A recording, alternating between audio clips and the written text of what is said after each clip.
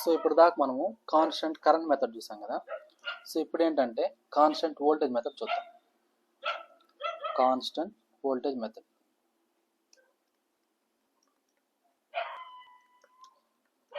Constant voltage method. So ఇక్కడ నాకు constant voltage మెథడ్లో ఏం కాన్స్టెంట్గా ఉంటుంది అంటే నాకు వోల్టేజ్ అనేది కాన్స్టెంట్గా ఉంటుంది ఇంట్లో. సో ఇందులో వోల్టేజ్ అనేది కాన్స్టెంట్. వోల్టేజ్ మనం కాన్స్టెంట్ పెట్టుకుంటాం. ఇక్కడ నా వేరియబుల్ పారామీటర్ ఏంటంటే కరెంట్. ఈ యొక్క కరెంటు ఇనిషియల్గా ఎలా ఉంటుందంటే నాకు హైగా ఉంటుంది అన్నమాట. ఇనిషియల్గా కరెంట్ అనేది ఎలా ఉంటుందంటే హైగా ఉంటుంది. కీప్ ఆన్ బ్యాటరీ ఛార్జింగ్ అయ్యేకుంది నాకు ఏమవుతుందంటే కరెంట్ అనేది గ్రాడ్యువల్గా రిడ్యూస్ అవుతుంది అన్నమాట. ఓకేనా. ఈ కాన్స్టెంట్ వోల్టేజ్ మెథడ్లో 1 వోల్టేజ్ని కాన్స్టెంట్ పెట్టుకుంటాం. సో ఈ యొక్క డయాగ్రామ్ మనం అబ్జర్వ్ చేస్తే ఇది ఎలా ఉంటుందంటే నాకు ఇది ఒక రెసిస్టర్ తీసుకుంటాం. సో ఇక్కడ బ్యాటరీస్ తీసుకుంటాం. సో ఇలా తీసుకుంటాం అన్నమాట సర్క్యూట్ అనేది. సో ఇక్కడ నా వోల్టేజ్ మెథడ్ చేసుకోవడానికి ఇక్కడ వోల్ట్ మీటర్ అనేది తీసుకుంటాం. సో ఇదేమో బ్యాటరీ వోల్టేజ్ అన్నమాట. ఇది బ్యాటరీ. ఇక్కడ స్టార్టింగ్ కరెంట్ రెడ్యూస్ చేసుకోవడానికి మనం ఏం చేద్దాం, పిక్చర్ అనేది చేసుకుంటాం. ఇందులో పాస్ అయ్యే కరెంట్ ఛార్జింగ్ కరెంట్. ఇక్కడ ఇచ్చే సప్లై వోల్టేజ్ ఏంటంటే డీసీ సప్లై వోల్టేజ్. ఇచ్చే సప్లై వోల్టేజ్ ఏంటంటే డీసీ సప్లై వోల్టేజ్.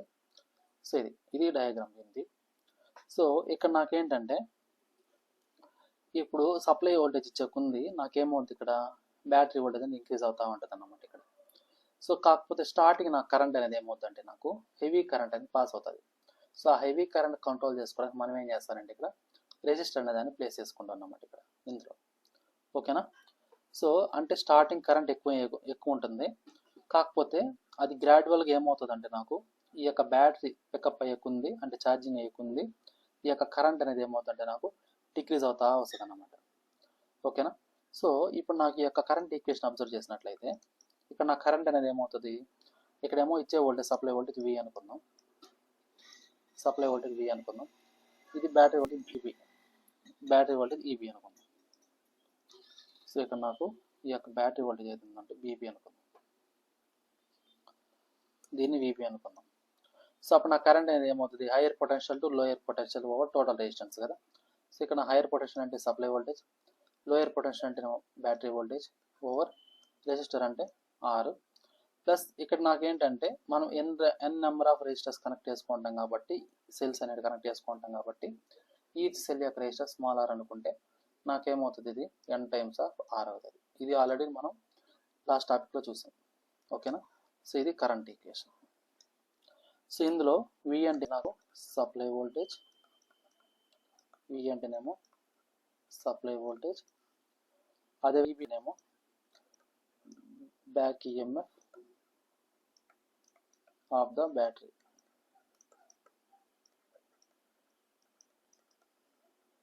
ఓకేనా. సో అదేవిధంగా R internal resistance. Internal resistance. So internal resistance of the cell. అదేవిధంగా N అంటేనేమో number of cells in the battery. ఓకేనా. ఇదన్నమాట. సో ఇది కాన్స్టెంట్ వోల్టేజ్ మెథడ్. ఇది ఈక్వేషన్. ఇక్కడ నాకు ఈ యొక్క కాన్స్టెంట్ వోల్టేజ్ మెథడ్లో దీనిలో అడ్వాంటేజ్ ఏంటంటే ఇక్కడ ఛార్జింగ్ అనేది ఇందులో ఎట్లా ఉంటుంది అంటే సేఫ్గా ఉంటుంది, చాలా స్పీడ్గా అయిపోతుంది. ఇక్కడ నాకు ఇంకో పాయింట్ ఏంటంటే ఛార్జింగ్ అయిపోయిన వెంటనే ఇది ఆటోమేటిక్గా రిమూవ్ అయిపోద్ది అన్నమాట. సో ఆటోమేటిక్గా రిమూవ్ అయిపోతుంది. దానివల్ల నాకేమవుద్దంటే బ్యాటరీలో సమ్ గ్యాసింగ్ ప్రాబ్లం ఉండదు, ఎక్సెస్ టెంపరేచరింగ్ అనేది ఉండదు. సో అది ఇంతకుముందు దాంట్లో అనుకోండి మనం అవి అబ్జర్వ్ చేసి ఆఫ్ చేయాలి. కానీ ఇక్కడ ఏంటంటే వన్స్ ఛార్జింగ్ అయిపోయిన తర్వాత ఆటోమేటిక్గా అది డిస్కనెక్ట్ అయిపోతుంది, ఆటోమేటిక్ స్టాప్ అయిపోతుంది. సో అదేవిధంగా ఇందులో సేమ్ గ్యాసింగ్ పాయింట్ అనేది ఏముండదు, టెంపరేచర్ ఇంక్రీజింగ్ అనేది ఎక్సెసివ్ టెంపరేచరింగ్ అనేది ఉండదు అన్నమాట. సో ఇంకోటి ఏంటంటే నాకు ఇక్కడ ఈ యొక్క మెథడ్ కాన్స్టెంట్ వోల్టేజ్ మెథడ్లో నాకు ఇంకో అడ్వాంటేజ్ ఏంటంటే టైం అనేది ఏమవుద్దంటే నాకు లాస్ట్ అంటే కాన్స్టెంట్ కరెంట్ మెథడ్ 1 అవర్ తీసుకుంది అనుకోండి, ఈ మెథడ్లో నాకు ఏమవుతుంది, హాఫ్ అన్ అవర్లో ఛార్జింగ్ అయిపోతుంది అనమాట. సో ఇంతకుముందు మెథడ్లో నాకు 1 అవర్ పడితే ఈ మెథడ్ కాన్స్టెంట్ వోల్టేజ్ మెథడ్లో నాకు హాఫ్ అన్ అవర్కి అయిపోతుంది. ఇంకోటి ఏంటి అంటే నాకు దీని కెపాసిటీ అనేది ఇంక్రీజ్ అవుతుంది అన్నమాట. ఈ కాన్స్టెంట్ వోల్టేజ్ మెథడ్లో కెపాసిటీ అనేది 20% ఇంక్రీజ్ అవుతుంది ప్రీవియస్ దాంతో పోల్చుకుంటే. బట్ దీంట్లో ఓన్లీ డిసడ్వాంటేజ్ ఏంటంటే నాకు ఎఫిషియన్సీ అనేది డిక్రీజ్ అవుతుంది అన్నమాట. ఎఫిషియన్సీ అనేది ఎంత డిక్రీజ్ అవుతుందంటే నాకు 10% డిక్రీజ్ అయిపోతుంది. సో అది ఓకేనా. ఇది దీంట్లో డిసడ్వాంటేజ్ ఏంటంటే ఇనిషియల్గా హెవీ కరెంట్ అనేది పాస్ అవుతుంది. ఆ హెవీ కరెంట్ వల్ల నాకు ఏమవుతుందంటే ఓవర్ డిశ్చార్జ్ అనేది పాసిబిలిటీ ఉంటుంది అన్నమాట. ఓవర్ డిశ్చార్జ్ బ్యాటరీ అవుతుంది. దాంతో పాటుగా నాకు ఏమవుతుందంటే ఆ యొక్క ఎఫెక్ట్ అనేది బ్యాటరీ యొక్క హార్మ్ఫుల్గా ఉంటుంది అన్నమాట. ఇంకోటి ఏంటంటే ఇప్పుడు ఫర్ ఎగ్జాంపుల్ ఏదైనా స్లైట్ వేరియేషన్ ఉందనుకోండి సప్లై వోల్టేజ్లో, అంటే లైన్ వోల్టేజ్, సప్లై వోల్టేజ్ అంటే వి, ఈ లైన్ వోల్టేజ్లో ఏదైనా స్మార్ట్ వేరియేషన్ ఏదైనా ఉన్నా కానీ దాని యొక్క ఎఫెక్ట్ అనేది ఛార్జింగ్ కరెంట్ మీద ఎఫెక్ట్ చూపిస్తుంది అన్నమాట. అదొకటే డ్రాబ్యాక్ దీంట్లో. సో మిగతావన్నీ ప్రాబ్లం లేదన్నమాట. ప్రీవియస్ దాంతో కంపేర్ చేసుకుంటే ఇది బెస్ట్గానే ఉంటుంది అన్నమాట. ఓకేనా, ఎట్లా క్లియర్ అమ్మా? ఇంకేమైనా డౌట్ ఉందా?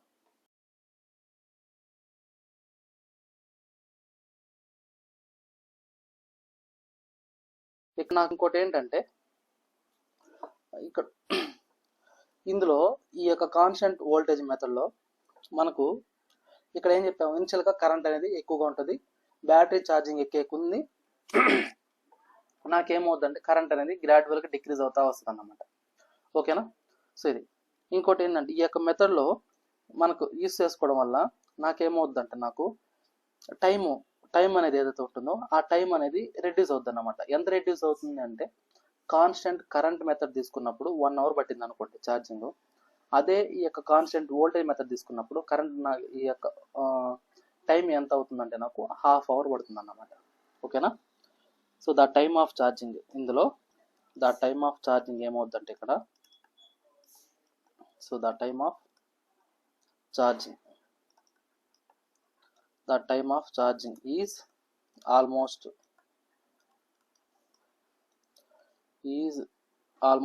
reduced to half. ఓకేనా. ద టైమ్ ఆఫ్ ఛార్జింగ్ అనేది ఆల్మోస్ట్ రెడ్యూస్ అవుతుంది అన్నమాట హాఫ్కి. ఇంకోటి ఏంటి అంటే ఇక్కడ మనకు ఇదేం చేస్తుంది, బ్యాటరీ యొక్క కెపాసిటీని ఇంక్రీజ్ చేస్తుంది అన్నమాట. సో కాబట్టి it increases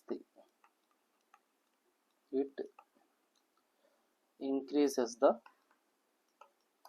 capacity.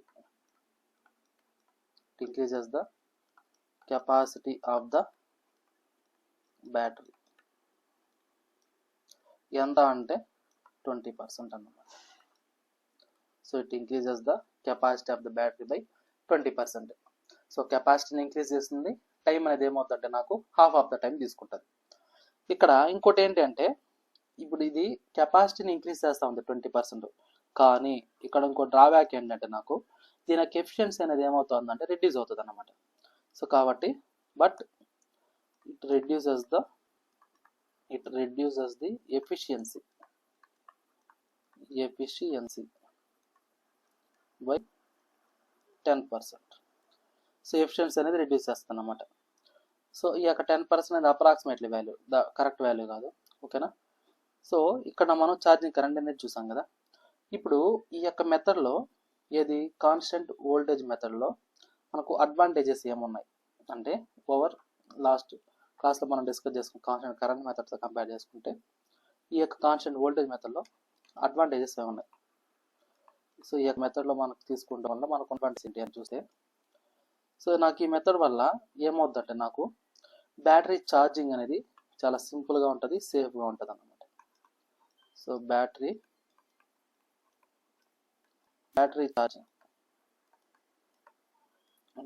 charging is simple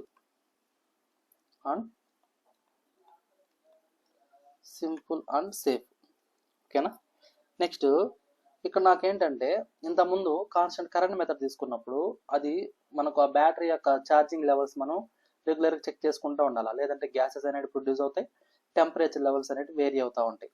but ఇందులో ఏంటంటే నాకు ఛార్జింగ్ వన్స్ ఫినిష్ అయినాక అది ఆటోమేటిక్గా ఆఫ్ అయిపోతుంది అన్నమాట. ఓకేనా. So removal of charging current, charging current is, ఇది ఎలా జరుగుతుందంటే నాకు ఆటోమేటిక్గా జరుగుతుంది. So removal of charging current is automatic. ఓకేనా. నెక్స్ట్ ఇంకోటి ఏంటంటే, సో ఈ విధంగా ఆటోమేటిక్ ఉండడం వల్ల నాకు ఏమైపోతుందంటే బ్యాటరీ అనేది సేఫ్ జోన్లో ఉంటుంది. ఇంకోటి ఏంటంటే గ్యాసింగ్ ప్రాబ్లం అనేది ఉండదు, టెంపరేచర్ ఎక్సెసివ్నెస్ అనేది ఉండదు. So the battery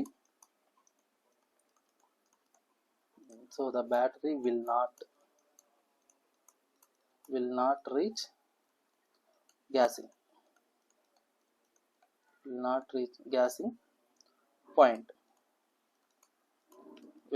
gassing point or excessive temperatures.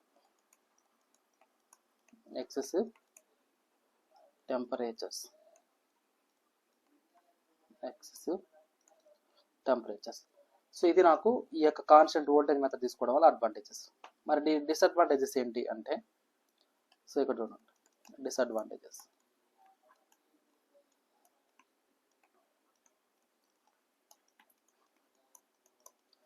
So ఇప్పుడు మనకు డిసడ్వాంటేజెస్ ఏమున్నాయంటే ఇక్కడ ఏంటంటే ద ఇనిషియల్ ఛార్జింగ్ కరెంట్ ఏదైతే ఉంటుందో ఇక్కడ ఈ యొక్క మెథడ్లో ఇనిషియల్ ఛార్జింగ్ కరెంట్ అనేది వెరీ హైగా ఉంటుంది అన్నమాట. సో దానివల్ల నాకేమైపోతుందంటే ఓవర్ డిశ్చార్జ్ బ్యాటరీ అయ్యేదానికి ఛాన్స్ ఉంటుంది అన్నమాట. ఓకేనా. ఇది ఏమవుతుంది, బ్యాటరీకి హార్మ్ఫుల్గా ఉంటుంది అన్నమాట ఇది. సో ఇనిషియల్గా నాకు కరెంట్ అనేది హెవీగా ఉంటుంది. సో ద ఇనిషియల్, ఈ మెథడ్లో the initial charging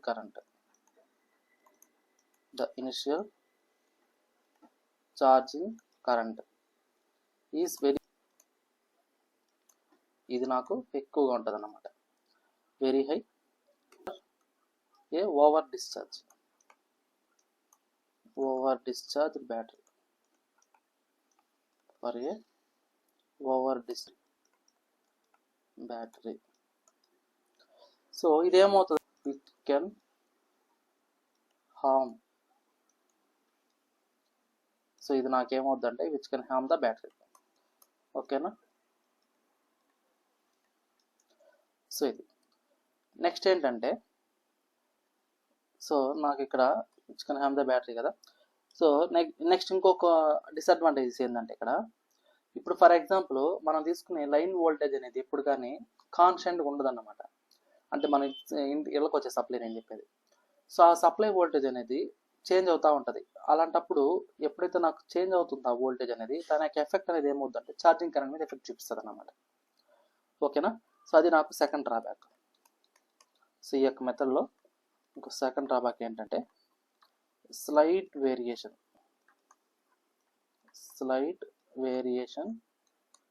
in the line voltage. Slight variation in the line voltage can produce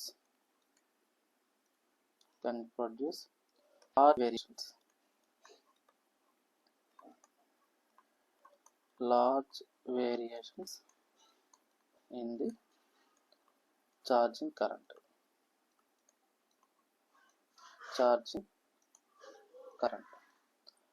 so ఇది నాకు advantages, disadvantages constant current voltage method.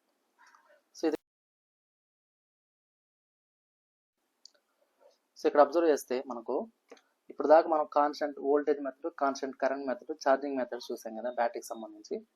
So ఇక్కడ నాకేంటంటే ఓన్లీ ఈ సెషన్ ఏది, ఈ రెడ్ లైన్ అనేది గ్రాడ్యువల్గా లీనియర్ ఉంది కదా. సో ఈ పాయింట్ మనం అబ్జర్వ్ చేసినట్లయితే, సో ఇది కాన్స్టెంట్ కరెంట్ కంట్రోల్ మెథడ్ అన్నమాట. ఇందులో వోల్టేజ్ అనేది ఎలా ఉంది, నాకు కాన్స్టెంట్గా ఉంది.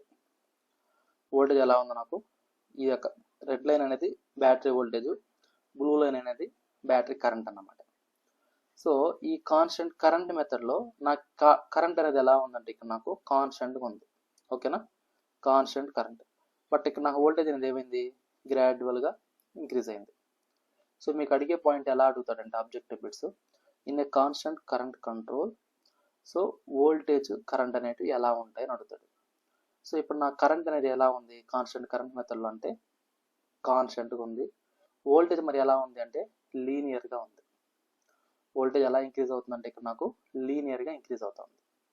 కరెంట్ ఎలా ఉందంటే నాకు కాన్స్టెంట్గా ఉంది. ఓకే, సో అదేవిధంగా కాన్స్టెంట్ వోల్టేజ్ కంట్రోల్ మెథడ్ చూసామనుకోండి. ఇందులో వోల్టేజ్ ఎలా ఉంది చూడండి. సెకండ్ వన్ రెడ్ లైన్ అనేది ఇక్కడ అబ్జర్వ్ చేస్తే ఇక్కడ నా బ్యాటరీ వోల్టేజ్ ఎలా ఉంది, కాన్స్టెంట్గా ఉంది. సో ఇక్కడ నాకు స్టార్టింగ్ అంటే ఈ యొక్క మెథడ్ కాన్స్టెంట్ వోల్టేజ్ కంట్రోల్ మెథడ్లో స్టార్టింగ్ చూస్తే కరెంట్ ఎలా ఉంది, హెవీ కరెంట్ ఉంది ఇక్కడ. సో ఇక్కడ మనం చూస్తే ఇది హెవీ కరెంట్ ఉందన్నమాట ఇక్కడ. ఓకేనా, ఈ పాయింట్ దగ్గర హెవీ కరెంట్ ఉంది. సో అదేవిధంగా కరెంట్ అనేది గ్రాడ్యువల్గా రెడ్యూస్ అవుతా వస్తుంది అన్నమాట. సో అప్ టు ఎంతవరకు రెడ్యూస్ అవుతుంది అంటే అది కట్ ఆఫ్ కరెంట్ వరకు రెడ్యూస్ అవుతుంది అన్నమాట ఇది. ఓకేనా, సో ఇది దాని యొక్క వే ఫార్మ్స్ అనేటివి కాన్స్టెంట్ కరెంట్ కంట్రోల్కి, కాన్స్టెంట్ వోల్టేజ్ కంట్రోల్కి. ఇక్కడ వోల్టేజ్ అయితే కాన్స్టెంట్గా ఉంది, బట్ కరెంట్ అనేది లీనియర్గా డిక్రీజ్ అవ్వట్లేదు ఇక్కడ. ఓకేనా, లీనియర్గా మాత్రం డిక్రీజ్ అవ్వట్లేదు. ఓకేనా, ఇది ఒక కర్వ్ ఉంది చూడండి. సో కాబట్టి అలా డిక్రీజ్ అవుతుంది. సో ఇప్పుడు ఏంటంటే మనము ప్రికాషన్స్ అనేటివి చూద్దాం. సో ప్రికాషన్స్ అనేటివి ఏం తీసుకుంటాం, ఒక ఛార్జింగ్ తీసుకున్నప్పుడు, ఒక బ్యాటరీకి మనం ఛార్జింగ్ పెట్టినప్పుడు ఎలాంటి ప్రికాషన్స్ అనేటివి తీసుకుంటాం అనేది ఇప్పుడు చూద్దాం. ఓకేనా, so precautions of charging of A battery.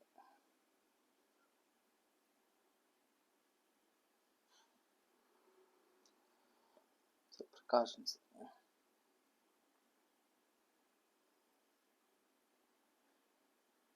So జనరల్గా మనకి ఏంటంటే ఈ యొక్క ఛార్జింగ్ పెట్టేటప్పుడు ఎలాంటి ప్రికాషన్ తీసుకుంటాం అంటే మనము ఇది ఒక్కొక్క దానికి ఒకలాగా ఉంటాయి అన్నమాట. ఇవి అంటే ఛార్జింగ్ అప్పుడు ఒకలాగా ఉంటాయి, డిశ్చార్జింగ్ అప్పుడు ఒకలాగా ఉంటాయి. సో ఇప్పుడు ఫస్ట్ మనం ఏంటంటే ఛార్జింగ్ అప్పుడు చూద్దాం. సో ఈ యొక్క ప్రికాషన్స్ అనేటివి ఎప్పుడు during charging period, during charging. So during charging అప్పుడు మనం అబ్జర్వ్ చేస్తే ఇక్కడ నాకేమవుతుందంటే ఛార్జింగ్ అప్పుడు, సో ఇక్కడ ఎవ్రీ టైం మనం ఏం చేయాలంటే ఇక్కడ ఎలక్ట్రోలైట్ ఏదైతే తీసుకుంటామో ఒక బ్యాటరీలో దాని యొక్క టెంపరేచర్ అనేది రెగ్యులర్గా మనం చెక్ చేస్తూ ఉండాలన్నమాట. ఆ యొక్క టెంపరేచర్ అనేది 40 degrees నుంచి 45 degrees మించకూడదు అన్నమాట. 40 degrees 45 degrees కంటే ఎక్కువ ఉండకూడదు అన్నమాట. సో అది ఫస్ట్ పాయింట్. సెకండ్ వన్ ఏంటి అంటే ఎప్పుడైతే మనం ఛార్జింగ్ పెడతామో ఆ యొక్క రూమ్ ఉంటుంది కదా, బ్యాటరీ పెట్టే రూమ్ అనేది, ఆ రూమ్లో ఏం చేస్తామంటే ఫ్యాన్ అనేది ఎప్పుడు కానీ ఆన్ చేసి పెట్టి ఉండాలన్నమాట. ఎందుకు ఆన్ చేసి పెట్టి ఉండాలి అంటే ఈ యొక్క ఛార్జింగ్ పీరియడ్ అప్పుడు మనకు ఈ యొక్క హైడ్రోజను, ఆక్సిజన్ ఇలాంటి గ్యాసెస్ అనేటివి వస్తూ ఉంటాయి అవుట్ సైడ్. సో కాబట్టి వాటి నుంచి మనకు ఎలాంటి డ్యామేజ్ కాకుండా ఉండాలనే ఉద్దేశంతో మనం ఏం చేస్తారంటే ఫ్యాన్స్ అనేవి రెగ్యులర్గా ఆన్ చేసి పెట్టుకోవాలన్నమాట. నెక్స్ట్ ఇంకోటి ఏంటంటే ఏదైతే మనకు బ్యాటరీ తీసుకుంటామో ఆ బ్యాటరీలో సల్ఫ్యూరిక్ యాసిడ్ తీసుకుంటాం, H2SO4. సో దాని యొక్క స్పెసిఫిక్ గ్రావిటీ కానీ అదేవిధంగా ఆ యొక్క బ్యాటరీ దగ్గర ఈఎంఎఫ్ కానీ రెగ్యులర్గా మనం ఏం చేయాలంటే మెజర్ చేస్తూ ఉండాలన్నమాట. సో ఓకేనా, మెజర్ చేసుకుంటూ ఉండాలా. అదేవిధంగా ఆ ఛార్జింగ్ యొక్క స్టేటస్ మాత్రం చూసుకుంటూ ఉండాలి.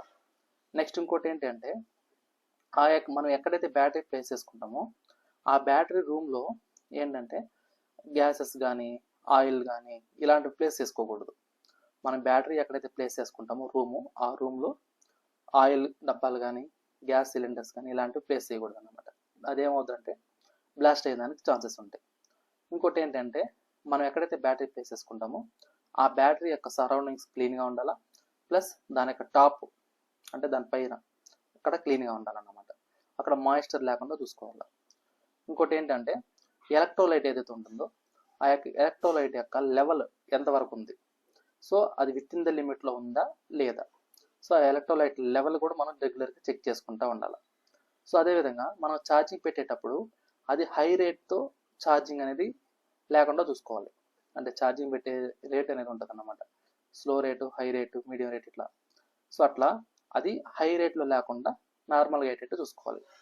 ఇంకోటి ఏంటంటే బ్యాటరీని ఎప్పుడు కానీ షార్ట్ సర్క్యూట్ చేయకూడదు అన్నమాట. సో ఎప్పుడు కానీ బ్యాటరీస్ ఏవైతే ఉంటాయో ఆ బ్యాటరీస్ మనం షార్ట్ సర్క్యూట్ చేయకూడదు. ఓకేనా, ఇది క్లియరా? సో ఇప్పుడు నేను వాటిని పాయింట్ బై పాయింట్ రాస్తాను చూడండి. సో ఫస్ట్ మనం ఏం చేస్తాము డ్యూరింగ్, సో ఫస్ట్ మనం ఏంటంటే ఇక్కడ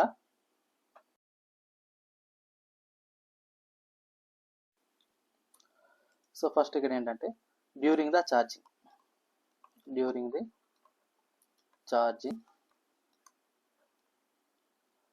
period, during the charging period the temperature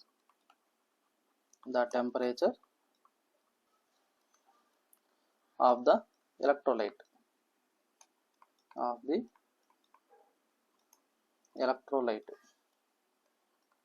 should not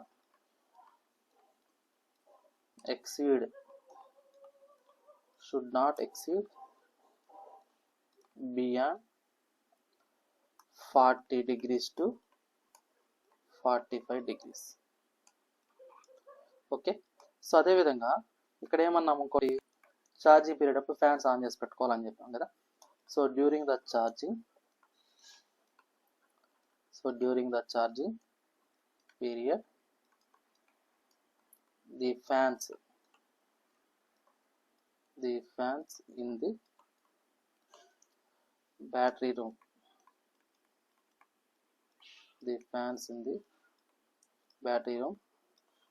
should be kept operating continuously.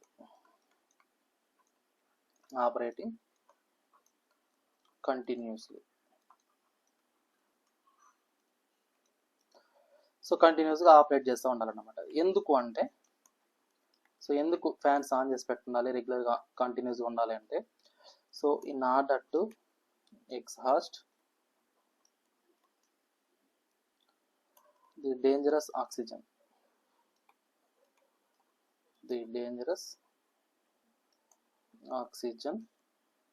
and hydrogen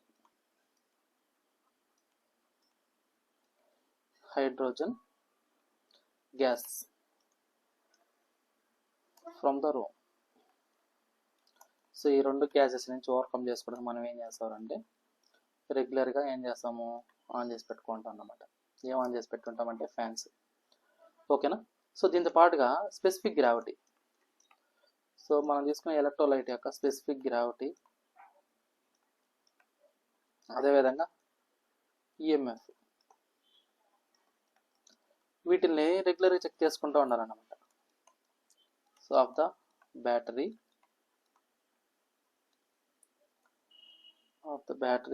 cells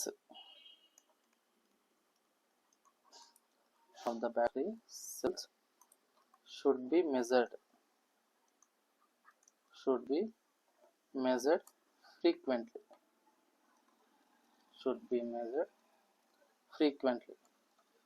so ఎందుకు అంటే, to know the state of the charging,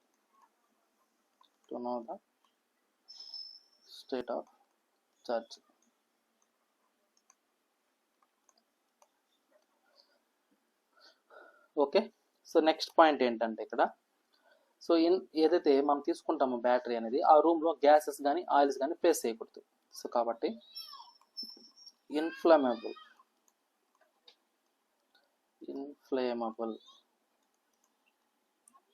objects అంటే ఏవేవి, గ్యాసెస్, ఆయిల్, ఇవి should not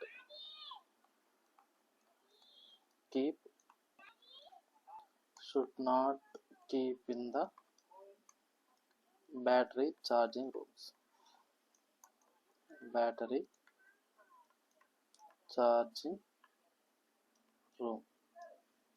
so రూమ్లో ఉంచకూడదు అన్నమాట. Next ఇంకోటి ఏంటంటే, బ్యాటరీ యొక్క టాప్ అనేది ఎలా ఉండాలి, క్లీన్గా ఉండాలి. So keep the top of the battery clean. And ఇది ఎలా ఉండాలా, డ్రై కండిషన్లో ఉండాలి. సో నెక్స్ట్ ఏంటంటే, ఎలక్ట్రోలైట్ లెవెల్ అనేది రెగ్యులర్గా చెక్ చేసుకుంటూ ఉండాలన్నమాట. సో కాబట్టి so keep the electrolyte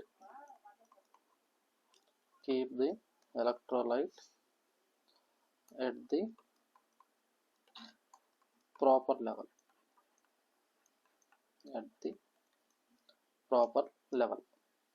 Next ఇంకోటి, so do not charge the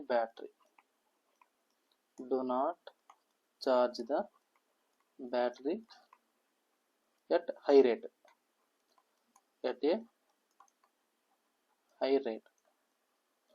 so high రేట్తో మనం ఛార్జింగ్ పెట్టకూడదు అనమాట. ఇంకోటి ఏంటంటే, షార్ట్ సర్క్యూట్ చేయకూడదు. So do not short circuit the batteries. Do not short circuit the batteries. So ఇది ఛార్జింగ్ అప్పుడు మనం తీసుకోవాల్సిన కేర్ఫుల్ ప్రికాషన్స్. ఓకేనా? సో ఇట్లా క్లియర్ అమ్మా? ఏమైనా డౌట్ ఉందా? సో ఇప్పుడు దాకా మనం ఏంటంటే ప్రికాషన్స్ అనేటివి ఛార్జింగ్ అప్పుడు చూసాం కదా. సో ఇప్పుడు ఏంటంటే డ్యూరింగ్ డిశ్చార్జింగ్ అప్పుడు ప్రికాషన్స్ ఎలా ఉంటాయంటే, సో ప్రికాషన్స్ అప్పుడు మనం ఏం చేస్తామంటే సో ఇప్పుడు కానీ బ్యాటరీ అనేది ఎక్కువసేపు డిశ్చార్జ్ చేయకూడదు అన్నమాట. డిశ్చార్జ్ స్టేట్లో ఓవర్ టైం ఎక్కువ టైం అనేది ఉంచకూడదు. సో అది ఫస్ట్ మనం తీసుకోవాల్సిన కేర్ఫుల్ పాయింట్ 1. సో అదేవిధంగా ఎలక్ట్రోలైట్ ఏదైతే ఉంటుందో దాని యొక్క లెవెల్ని రెగ్యులర్గా మనం ఏం చేస్తూ ఉండాలంటే చెకప్ చేస్తూ ఉండాలి. ఎలక్ట్రోలైట్ని రెగ్యులర్గా చెక్ చేస్తూ ఉండాలి. ఇంకోటి ఏంటంటే హై రేట్తో డిశ్చార్జ్ చేయకూడదు. ఇంతకుముందు ఏం చేస్తాం ఛార్జింగ్ అప్పుడు హై రేట్తో ఛార్జింగ్ పెట్టకూడదు అన్నాం. సో అదేవిధంగా డిశ్చార్జింగ్ కూడా ఎలా ఉండాలంటే హై రేట్తో డిశ్చార్జ్ చేయకూడదు. ఓకేనా? అది. ఇంకోటి ఏంటంటే షార్ట్ సర్క్యూట్ కానీ లీకేజ్ కరెంట్స్ కానీ వీటిని స్టాప్ చేసుకోవాలన్నమాట. అవి లేకుండా చూసుకోవాలి. ఓకేనా? నెక్స్ట్ ఇంకోటి ఏంటంటే మనం ఏదైతే యూస్ చేస్తుంటామో ఆ యొక్క బ్యాటరీ టెర్మినల్ని వాటిని ఓపెన్ సర్క్యూట్లో ఉంచాలన్నమాట. మనం ఏదైతే యూస్ చేస్తుంటామో ఆ యొక్క బ్యాటరీ టెర్మినల్ని ఓపెన్లో ఉంచాలన్నమాట. ఇంకోటి ఏంటంటే వన్స్ మనం ఏదైతే యూస్ చేస్తామో బ్యాటరీ అనేది అందులో ట్రికిల్ ఛార్జింగ్లో ఉంచాలన్నమాట. ట్రికిల్ ఛార్జింగ్లో ఉంచాలన్నమాట. ఓకేనా? సో అదేవిధంగా బ్యాటరీని ఒకవేళ మనం తీసుకునే బ్యాటరీ అనేది కంప్లీట్గా డిశ్చార్జ్ అయిపోయింది అనుకోండి, వెంటనే దానికి వాళ్ళు స్పెసిఫికే ఇచ్చుంటాడు అన్నమాట. మ్యానుఫ్యాక్చరర్ ఒక స్పెసిఫికేషన్ ఇచ్చుంటాడు ఎప్పుడైతే కంప్లీట్ డిశ్చార్జింగ్ అయిపోయిందో అప్పుడు ఏం చేయాలనేది. సో దాన్ని బట్టి మనం ఏం చేయాలంటే రీఛార్జ్ చేయాలన్నమాట వెంటనే. ఓకేనా? సో ఇది ఇప్పుడు ఏదైతే నేను పాయింట్స్ చెప్పానో సో వాటిని మీకు నేను పాయింట్ టు పాయింట్ రాస్తాను చూడండి. సో ఇక నాకు ఫస్ట్ పాయింట్ ఏంటంటే సో డిశ్చార్జింగ్ అప్పుడు ఏం చేస్తాం మనము? So do not leave the battery. Do not leave the battery in a discharged condition.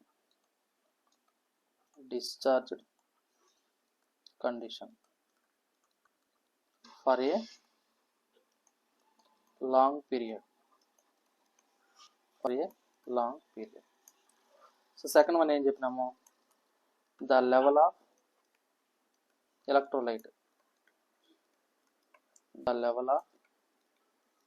electrolyte. Should be checked regularly.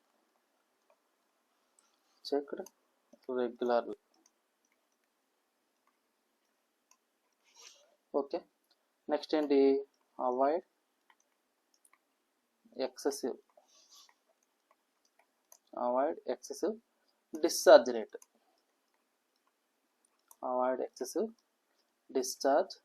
rate. So next point ఏంటంటే so avoid short circuit current. Avoid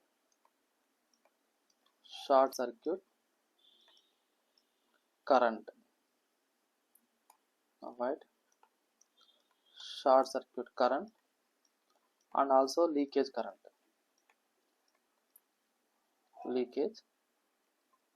current.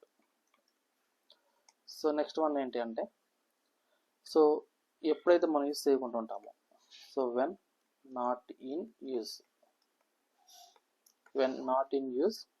So battery terminals should be disconnected. ఓకేనా?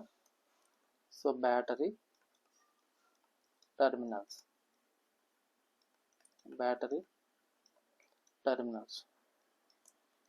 Should be disconnected.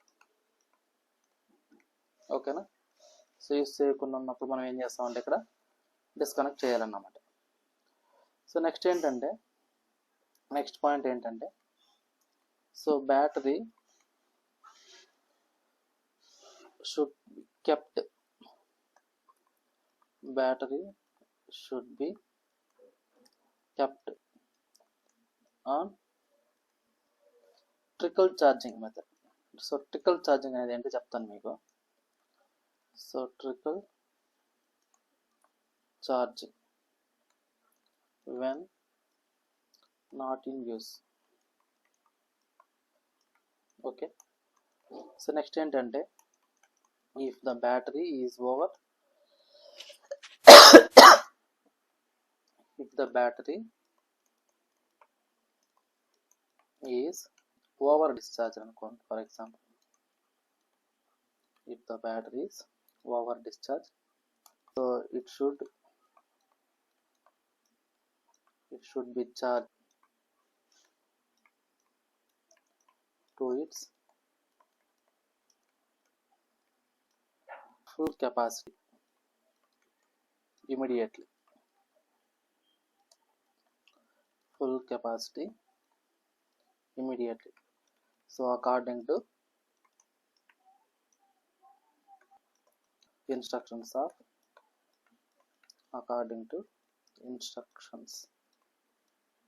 given by the manufacturer. ఓకేనా? So manufacture ఇచ్చిన దాన్ని బట్టి మనం ఏం చేస్తామంటే దీన్ని ఫాలో అవుతాం అనమాట. సో ట్రికిల్ ఛార్జింగ్ అంటే ఏంటంటే ఇక్కడ మనం ఏదైతే బ్యాటరీ తీసుకుంటామో దాన్ని స్లోగా ఛార్జ్ చేసే దాన్నే మనం ఏమంటామంటే ట్రికిల్ ఛార్జింగ్ అంటాం. సో ఇక్కడ ఇంకో ట్రికిల్ ఛార్జింగ్ ఇంకోటి ఏంటంటే ఎప్పుడైతే మనం బ్యాటరీని యూస్ చేయమో అక్కడ ఆ యొక్క బ్యాటరీ లోపల ఉండే డస్ట్ పార్టికల్స్, అదేవిధంగా ఓపెన్ సర్క్యూట్, సో దీనివల్ల నాకేమవుతుందంటే కొంతవరకు లాస్ అనేది జరుగుతుంది అన్నమాట, అంటే డిశ్చార్జ్ అవుతుంది అన్నమాట అది. ఓకేనా? సో ఏదైతే ఈ లాసెస్ ఉన్నాయో వాటిని బ్యాలెన్స్ చేసుకోవడానికి స్మాల్ కరెంట్తో మనం ఏం చేస్తారంటే బ్యాటరీని స్లోగా ఛార్జ్ చేస్తాం అన్నమాట. ఓకేనా? సో ఇదేం చేస్తుందంటే బ్యాటరీని ఎప్పుడు కాన్స్టెంట్ మోడ్లో పెడుతుంది అన్నమాట. ఓకేనా? అదేవిధంగా ఎప్పుడు కానీ ఛార్జింగ్ ఇదేం చేస్తుంది, ఈ ట్రికిల్ ఛార్జింగ్ అనేది బ్యాటరీని ఎప్పుడు కానీ ఫుల్ ఛార్జింగ్ ఉండేటట్టుగా చూపిస్తుంది అన్నమాట ఇది. సో ఇది ట్రికిల్ ఛార్జింగ్ అంటే ఇది. సో ట్రికిల్ ఛార్జింగ్ అంటే ఏంటంటే సో మనం ఏదైతే బ్యాటరీ తీసుకుంటామో అది స్లోగా ఛార్జ్ చేసే ఒక వర్క్ అన్నమాట ట్రికిల్ ఛార్జింగ్ అంటే. ఇంకోటి ఏంటంటే మనం బ్యాటరీ లోపల ఏదైతే ఉంటుందో ఆ బ్యాటరీ మనం యూస్ చేయకుంటున్న టైంలో ఏమవుతుందంటే బ్యాటరీ లోపల ఉండే సమ్ డస్ట్ పార్టికల్స్ అనేవి ఉంటాయి. అదేవిధంగా ఓపెన్ సర్క్యూట్ లాసెస్ వల్ల ఏదైతే ఉంటుందో సో ఆ లాసెస్ వల్ల నాకు ఏమవుతుందంటే సమ్ డిశ్చార్జ్ అనేది అవుతుంది. సో ఆ డిశ్చార్జ్ అవుతుంది కదా, ఈ యొక్క ఏదైతే ఈ లాస్ ఉందో దాన్ని బ్యాలెన్స్ చేసుకోవడానికి మనం ఏం చేస్తామంటే స్మాల్ కరెంట్ బ్యాటరీని ఏం చేస్తామంటే ఛార్జింగ్ చేస్తాం అన్నమాట. స్లోగా ఆ బ్యాటరీకి ఛార్జింగ్ చేస్తాం. సో దీన్ని మనం ఏమంటామంటే ట్రికిల్ ఛార్జింగ్ అంటారు. ఓకేనా? Trickle charging. సో ఇది ఏం చేస్తుంది బ్యాటరీని ఎప్పుడంటే ఒక కాన్స్టెంట్ మోడ్లో ఆ యొక్క బ్యాటరీ యొక్క లెవెల్ని కాన్స్టెంట్ ఉంచడానికి యూస్ చేస్తాం అన్నమాట. ఓకేనా? సో ఇది ట్రికిల్ ఛార్జింగ్ అంటే. సో ఇది మనం తీసుకునే డిశ్చార్జింగ్లో తీసుకోవాల్సిన ప్రికాషన్స్. ఎక్కడ క్లియర్ అమ్మా? ఏమైనా డౌట్ ఉంది?